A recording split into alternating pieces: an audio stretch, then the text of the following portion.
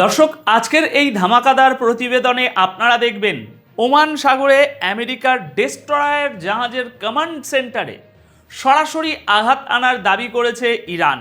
অন্যদিকে বেইরুতে হামলা হলে সরাসরি ফুল স্কেল যুদ্ধে নামার হুঁশিয়ারি দিয়েছে তেহরান।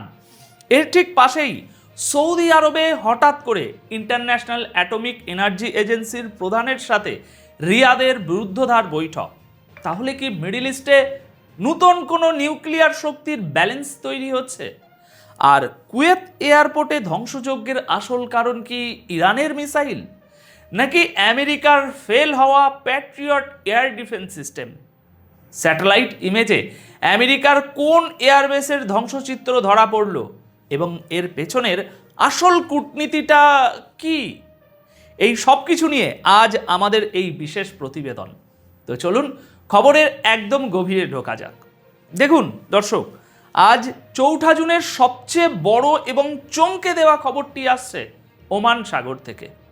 ক্রমাগত হামলার শিকার হওয়ার পর ইরান এবার সরাসরি আমেরিকার একটি ওয়ারশিপ বা ডেস্ট্রয়ারের উপর হামলার দাবি করেছে। তবে এখানে একটা জিনিস বুঝতে হবে, ইরান কিন্তু পুরো জাহাজ ডোবানোর কথা বলছে না। তাদের আসল টার্গেট ছিল ওই ডেস্ট্রয়ারে থাকা command and control centre. Irani media, বিশেষ করে তাসনিম নিউজ এজেন্সির মতে, ইরানি কমার্শিয়াল জাহাজগুলোতে আমেরিকা যে হামলা চালিয়েছিল তারই পাল্টা জবাব হিসাবে এই নিখুঁত আঘাতটি আনা হয়েছে। আজ 4 জুনের ভোর রাতে ইরানের সরকারি ব্রডকাস্টার IRIB রীতিমতো একটি ভিডিও প্রকাশ করে এই দাবির পক্ষে প্রমাণ হাজির করেছে। দেখুন, আসল ব্যাপারটা হলো এই কমান্ড সেন্টার থেকেই ওই অঞ্চলে আমেরিকার সমস্ত মিলিটারি অপারেশন পরিচালনা করা হতো। অর্থাৎ ইরান সরাসরি সেই ব্রেন বা মস্তিষ্কে আঘাত করার দাবি করছে যেখান থেকে হামলার নির্দেশ আসে। যদি এই দাবি সত্য হয় তবে বুঝতে হবে সংঘাত এখন সম্পূর্ণ নতুন এবং অত্যন্ত ভয়ঙ্কর একটা পর্যায়ে প্রবেশ করেছে। কারণ এখন দুটি দেশ সরাসরি একে অপরের সবচেয়ে গুরুত্বপূর্ণ মিলিটারি অ্যাসেটকে টার্গেট করছে, যা সিজ ফায়ারের মধ্যে এই ধরনের প্রথম সরাসরি হামলা। কিন্তু দর্শক, মুদ্রার তো উল্টোপিটও আছে। আজ 4 জুনের সকালে আমেরিকার সেন্ট্রাল কমান্ড এই দাবিকে পুরোপুরি উড়িয়ে দিয়ে মাত্র 3টি শব্দে জবাব দিয়েছে। ইরান মিথ্যে বলছে। সেন্টকমের দাবি, ওমান উপসাগরে আমেরিকার সমস্ত মিলিটারি অ্যাসেট সম্পূর্ণ নিরাপদ আছে এবং তাদের ফাইটার জেটগুলো নিয়মিত রুটিন টহল দিচ্ছে। কোনো ডেস্ট্রয়ারে কোনো হামলা হয়নি। দর্শক, এই জায়গাটিতে আমাদের একটু থামতে হবে। আপনি যদি পুরো প্যাটার্নটা খেয়াল করেন, দেখবেন এখানে শুধু অস্ত্রের যুদ্ধ চলছে না, চলছে একটা ভয়ঙ্কর ইনফরমেশন ওয়ার। ইরান বারবার দাবি করছে তারা আমেরিকার 5th ফ্লিট হেডকোয়ার্টার বা এয়ারবেসে হামলা করছে, আর আমেরিকা সেটা সম্পূর্ণ অস্বীকার করছে। দুটো দেশই একেবারে সাইকোলজিক্যাল গেম খেলছে একে অপরকে ভুল প্রমাণ করার জন্য। এখন এরই মাঝে আরেকটি খবর পরিস্থিতিকে আরও উত্তপ্ত করে তুলেছে। ইরান স্পষ্ট ভাষায় জানিয়ে দিয়েছে, যদি লেবাননের রাজধানী বেইরুতে কোনো হামলা হয় তবে তারা আর বসে থাকবে না, সরাসরি একটি পূর্ণাঙ্গ যুদ্ধ শুরু করবে। গতকাল 3রা জুনের রাতে আল মায়াদিনকে দেওয়া এক সাক্ষাৎকারে ইরানের পররাষ্ট্রমন্ত্রী আব্বাস আরাকাচি অত্যন্ত কড়া ভাষায় বলেছেন যে লেবানন এবং ইরানের ফাইল এখন একে অপরের সাথে যুক্ত হয়ে গেছে। অর্থাৎ এক ফ্রন্টে যুদ্ধ শুরু হলে তার আগুন অন্য ফ্রন্টেও ছড়াবে।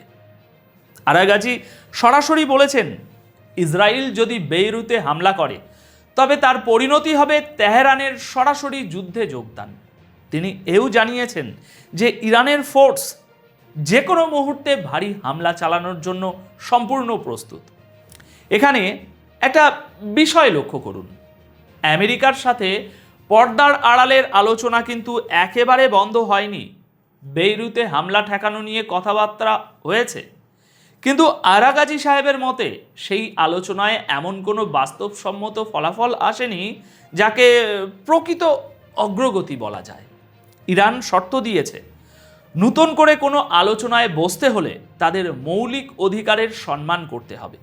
লেবানন যুদ্ধ বন্ধ করতে হবে এবং পুরো অঞ্চলে উত্তেজনা কমাতে হবে। দর্শক, এই কথাগুলোর মানে কি? মানে হলো ইরান এখন আর ডিফেন্সিভ মুডে নেই, তারা আক্রমণাত্মক অবস্থান নিচ্ছে। তারা পরিষ্কার বার্তা দিচ্ছে যে লেবাননের সংঘাত বাড়লে এর চূড়ান্ত জবাব আসবে তেহরান থেকেও।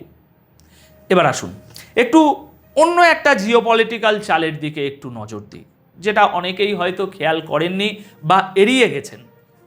গতকাল ৩রা জুনের রাতে সৌদি আরবে এমন একটি রুদ্ধদ্বার বৈঠক হয়েছে যা মিডল ইস্টের ভবিষ্যৎ ক্ষমতার ভারসাম্য বদলে দিতে পারে।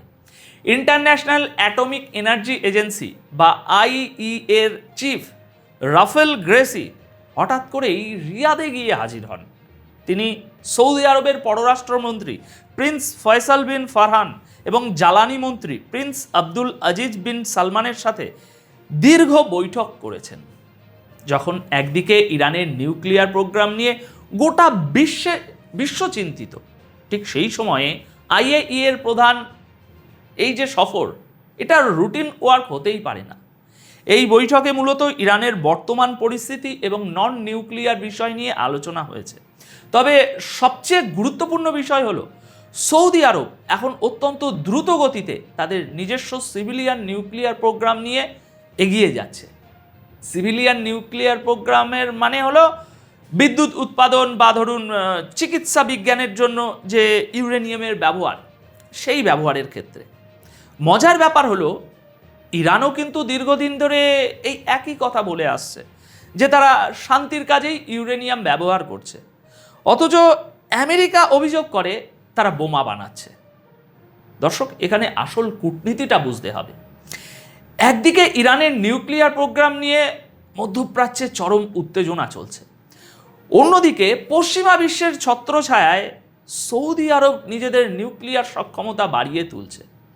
প্রশ্ন হলো, রিয়াদ এবং আইএইএ এর এই ঘনিষ্ঠতা কি শুধু সিভিলিয়ান প্রোগ্রামের মধ্যে সীমাবদ্ধ থাকবে, নাকি মধ্যপ্রাচ্যে নিউক্লিয়ার শক্তির একটি নতুন ব্যালেন্স তৈরি করার ব্লুপ্রিন্ট আঁকা হচ্ছে? কারণ জিওপলিটিক্সে তো কোনো কিছুই কাকতালীয় হয় না।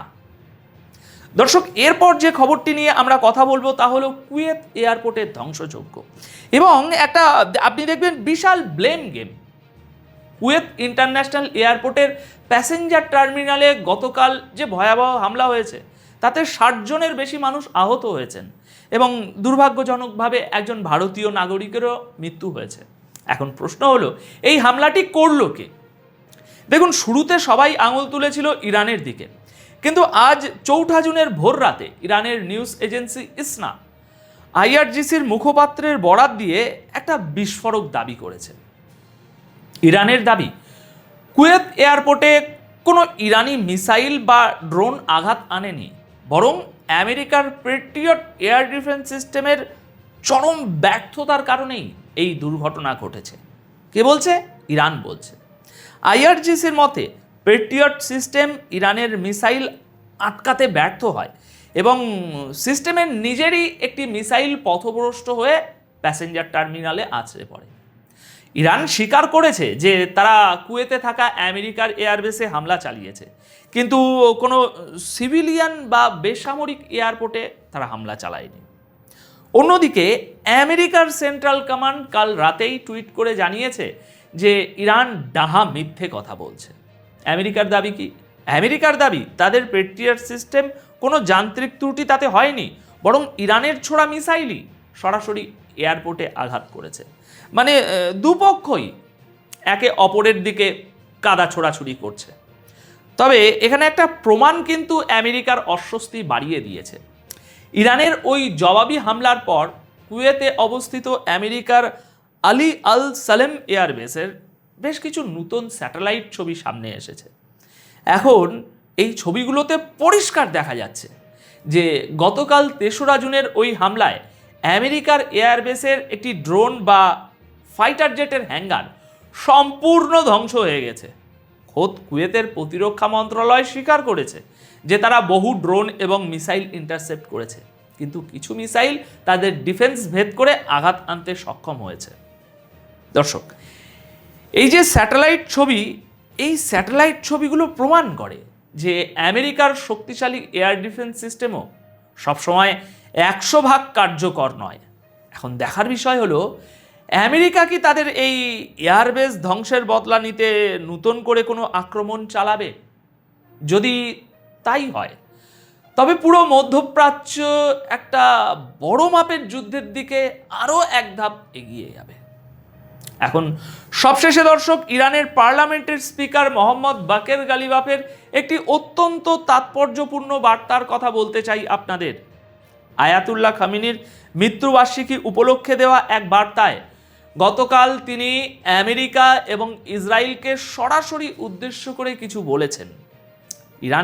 ইরানকে ফাঁকা হুমকি দিয়ে পার পেয়ে যাওয়ার দিন শেষ, একথা তিনি বলেছেন। তিনি স্পষ্ট করে দিয়েছেন, সাম্প্রতিক সংঘাত প্রমাণ করেছে যে ইরানের বিরুদ্ধে নেওয়া প্রতিটি পদক্ষেপের জন্য এখন পশ্চিমা বিশ্বকে চড়া মূল্য চোকাতে হবে। আরও কি বলেছে, ইরান এখন আর কোনো চাপের কাছে মাথা নত করবে না এবং তারা বিশ্বাস করে যে ইসলামী বিশ্বের হাতে বড় বড় পরাশক্তিগুলোকে মাথা নত করার সক্ষমতা রয়েছে।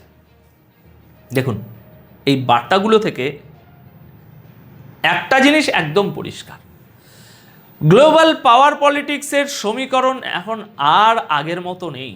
পশ্চিমা বিশ্ব চাইলেই এখন আর একতরফাভাবে সব কিছু নিয়ন্ত্রণ করতে পারছে না, কারণ বিপক্ষ শক্তিগুলো এখন অনেক বেশি বেপরোয়া এবং প্রস্তুত। তো দর্শক, এই ছিল আজকের জিওপলিটিক্যাল পরিস্থিতির একদম গভীর এবং বাস্তবসম্মত বিশ্লেষণ। তো আজকের এই বিশ্লেষণ আপনাদের কেমন লাগলো? এবং মধ্যপ্রাচ্যের এই যে নতুন ক্ষমতার লড়াই, এই লড়াইয়ে শেষ পর্যন্ত কার পাল্লা ভারী হতে পারে বলে আপনারা মনে করেন, তা অবশ্যই কমেন্ট করে জানাবেন। সবাই খুব ভালো থাকবেন, সুস্থ থাকবেন। দেখা হবে পরবর্তী ভিডিওতে নতুন একটি বিশ্লেষণের সাথে। ধন্যবাদ আপনাদের সকলকে।